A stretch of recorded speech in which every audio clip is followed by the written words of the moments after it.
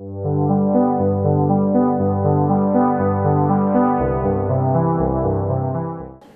нийгмийн эрүүл мэндийн үндэсний төвийн орчны эрүүл мэндийн албаны хамт олон 4 сарын 28-ны өдөр нээлттэй алганыхаа өдөрлөгийг хийлээ. Энэ нээлттэй алганы өдөрлөгийн гол зорилго нь бол орчны эрүүл мэндийн алба нь ямар чиглэлээр ямар үйл ажиллагаанууд явагддгийг, одоо ямар багтай, ямар бүрэлдэхүүнтэйгээр ажиллаж байгаа вэ гэдгийг та бүхэндээ танилцууллаа. За тэгэхээр орчны эрүүл мэндийн алба нь бол 55 жилийн төвөгтэй нийгмийн эрүүл мэндийн үндэсний төвийн ууган албадын нэг бөгөөд 55 жилийнхээ хугацаанд нийтийн эрүүл мэндийг хамгаалахад чиглэсэн олон стандарт бодлогын бичиг баримтуудыг гаргаж хэрэгжүүлж өнөөдрийг хүртэл орчны эрүүл мэндийг дэмжих энэ үйл ажиллагаанд бол өндөр хувь нэмэр оруулж ажилласан юм аа. Үүнээс гадна бид ямар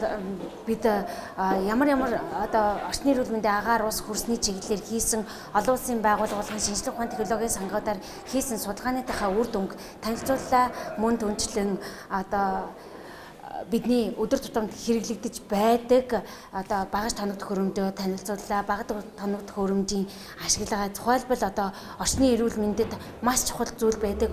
Тэр болгон хүн мэддэггүй хөдөлмөрийн орчны эргономикийн үнэлгээг хэрхэн хийдэг талаар бяцхан чеклист бөглүүлж бид нар бас эргономикийн тухайн хүнээр өөрсдөө нь үнэлүүллээ.